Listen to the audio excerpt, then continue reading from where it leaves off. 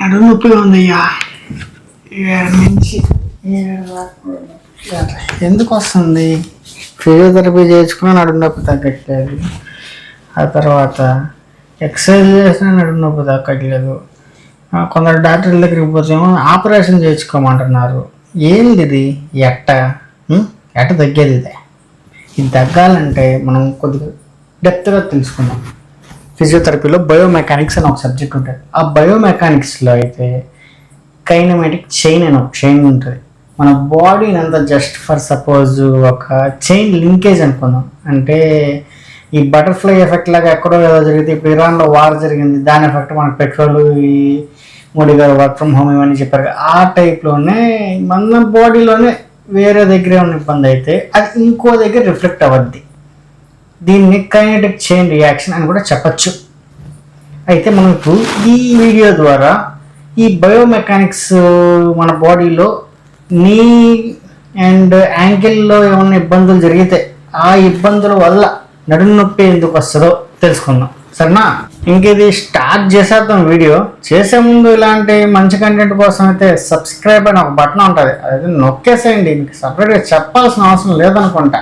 చేశారా సబ్స్క్రైబ్? అదే వీడియోలోకి వెళ్ళిపోదామా?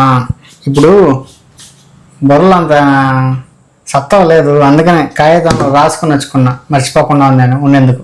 ఇప్పుడు మనం డిస్కస్ చేయబోయే టాపిక్ అయితే యాంకిల్ నీ స్పైన్ కైనెటిక్ చైన్ ఫెయిల్యూర్ అవ్వడం అన్నమాట. ఏంది? ఫర్ సపోజ్ సింపుల్గా ఒక పర్సన్కి యాంకిల్ మన పాదంలో డార్సీ ఫ్లెక్షన్, ప్లాంటార్ ఫ్లెక్షన్ అని 2 మూమెంట్స్ ఉంటాయి. వికాసం మరి అయితే చూపిస్తా. ఇలా వెనక్కంటే పాదాన్ని డార్సీ ఫ్లెక్షన్ అంటారు, ముందుకంటే ప్లాంటార్ ఫ్లెక్షన్ అంటారు. Dorsey flexion, planter flexion, Dorsey flexion, planter flexion. కాకపోతే ఇప్పుడు ఈ డార్సీ ఫ్లెక్షన్ అవ్వట్లేదు. ఫర్ సపోజ్ స్క్వాట్స్ చేయాలి. ఇప్పుడు ముందుకు స్క్వాట్స్ ఇలా చేస్తున్నాం అనుకోండి, గుంజునికి వస్తున్నాం అనుకోండి, ఇలా తీసేటప్పుడు ఏంటంటే ఆ డార్సీ ఫ్లెక్షన్ జరగదు. ఇలా జరిగినప్పుడు మనం సెంటర్ ఆఫ్ గ్రావిటీ కోసం ఇలా ముందుకు వంగినప్పుడు ఏంటంటే 2 పాదాలు మనం ముందుకు పడిపోకూడదు కదా,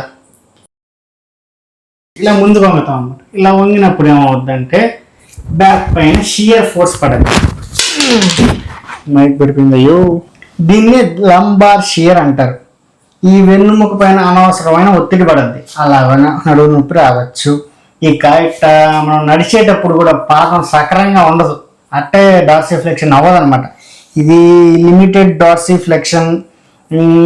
దీనివల్ల ఏమవుద్దంటే చక్రంగా అడుగులేయడం ఏంటంటే మన మోకాళ్ళు లోపలికి తిరిగిపోతాయి. లోపలికి తిరిగిపోవడం దొడ్డి కాళ్ళు లేదా వంకర కాళ్ళు ఈ టైప్ అని ఉంటాయి కదా, దాన్ని ఏమంటారంటే వాల్గస్ కొలాప్స్ అంటారు. నీ వాల్గస్, నీ వారస్, అది సపరేట్ వీడియో కూడా ఉంది. దాని డీటెయిల్గా కావాలంటే ఈ పైన ఇక్కడ క్లిక్ చేయండి, సరేనా? వచ్చేస్తుంది దాని ఫుల్ వీడియో. తెలుగులో నీట్గా అర్థమయ్యేటట్టు సింపుల్గా చెప్పేస్తా కూడా ఇంకోసారి చూడండి, మీకు అర్థమైపోద్ది. ఇకపోతే గ్లూట్ అమ్నీషియా అంటే పిరుదులు. మన పిర్రల్లోని కండరాలు సరిగ్గా పనిచేయవయ్యా, సరేనా? దీనివల్ల ఇక్కడ కండరాలు పనిచేయకపోతే ప్రెజర్ ఇక్కడ పడద్ది, సో నడుము నొప్పి వస్తుంది. That's it. ఇంకా సమ్ కండిషన్స్ వల్ల కూడా ఇలా రావచ్చు. అవి టాలర్ టిల్ట్, సబ్టాలర్ కాంపన్సేషన్. అంటే మన యాంకిల్ స్టిఫ్గా ఉండడం వల్ల మన యాంకిల్లో కూడా కొన్ని కీళ్ళు ఉంటాయి. ఇప్పుడు ఇది కీలు కదా, అట్టే మన మడిమలో కూడా కొన్ని కీళ్ళు ఉంటాయి. ఆ కీళ్ళ పేర్లు సబ్టాలర్ జాయింట్ అని ఉంటుంది.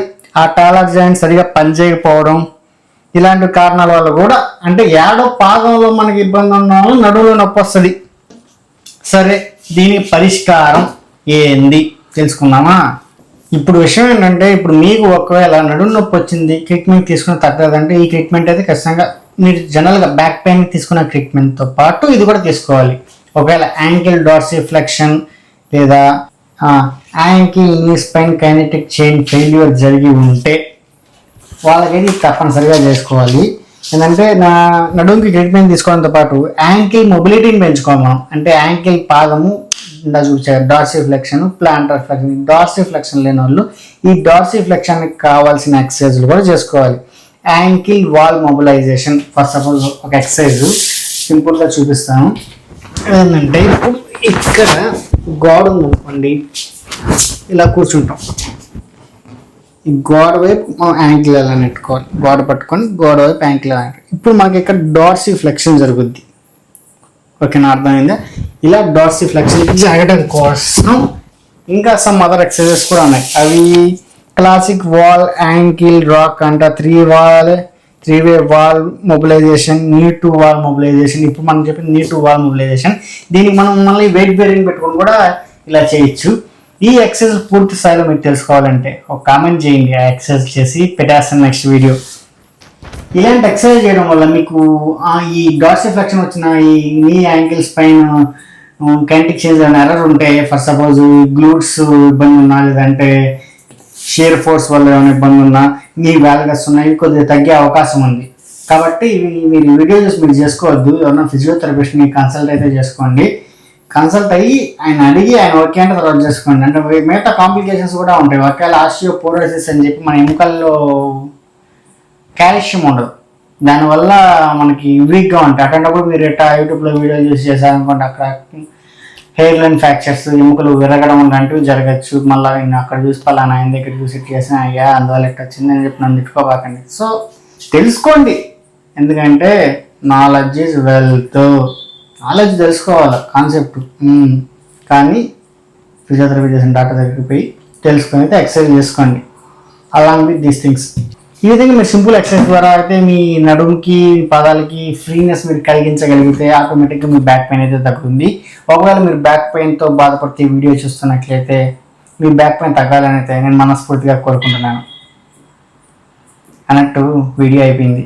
వెళ్ళే ముందు సబ్స్క్రైబ్ చేసుకోండి, ఇలాంటి మరిన్ని వీడియోలు పెట్టడానికి బాగుంటుంది. ఈ వీడియో నచ్చినట్లయితే లైక్ చేయండి, అలాగే మీ స్నేహితులకు కూడా జ్ఞానాన్ని అందించడంలో షేర్ చేయండి.